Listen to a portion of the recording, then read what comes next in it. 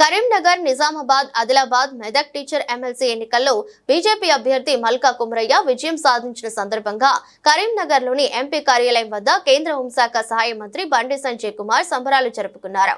అనంతరం కార్యకర్తలతో కలిసి కోర్టు చౌరస్తా వద్దకు వెళ్లి బాబాసాహెబ్ అంబేద్కర్ విగ్రహానికి పూలమాలలు వేసి నివాళులర్పించారు. అనంతరం ఈ సందర్భంగా మాట్లాడారు.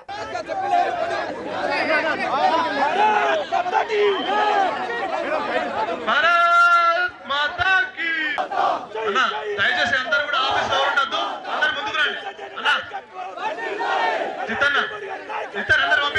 నాడు రాజ్య పార్టీ అధ్యక్షుడిగా బండి సంజయ్ కుమార్ గారి పోరాటాన్ని గుర్తించి ఇంత గొప్పగా విజయాన్ని అందించినటువంటి కొమరయ్య గారిని మాట్లాడవలసిందిగా విజ్ఞప్తి చేస్తున్నాం. అతని అసోసియేషన్స్ ఫైనల్గా టీచర్ మహాశయులు ఆశీర్వదించి నా మీద నమ్మకం ఉంచి నేను చెప్పిన మాటలు విని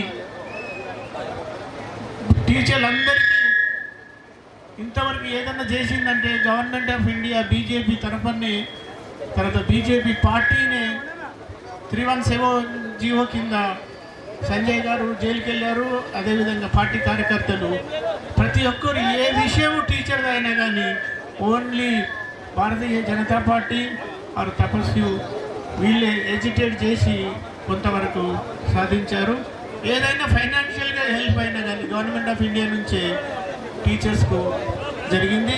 అది income tax benefit 12.75 lakhs per annum limit కానీ, లేకుంటే పిఆర్సీ ఏరియాలో కానీ, డిఏలో విషయంలో కానీ, లేకుంటే రీసెంట్గా పెన్షన్ స్కీమ్ అమెండ్మెంట్ కానీ ఫైనాన్షియల్ ఏ విధంగా సపోర్ట్ వచ్చినా గవర్నమెంట్ ఆఫ్ ఇండియాకి వెళ్ళకి వచ్చింది.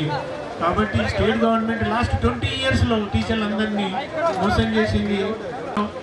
పోరాడుతుంటాము. ఇంతవరకు హిస్టరీ కూడా ఓన్లీ బీజేపీ గవర్నమెంటే ఆరు పార్టీయే హెల్ప్ చేసింది, లేకుంటే పోరాడింది. కాబట్టి నేను మీ వెంటనే ఉంటానని వీళ్ళందరి సపోర్ట్తో మీకు ఉంటుందని కోరుకుంటూ నాకు ఈ గెలుపుకు తోడ్పడ్డ ప్రతి బీజేపీ నాయకులు, వర్కర్సు, స్టేట్ ప్రెసిడెంట్, సెంట్రల్ మన డిస్ట్రిక్ట్ ప్రెసిడెంట్స్ అందరికీ కూడా ప్రతి ఒక్కరికి నమస్కారము.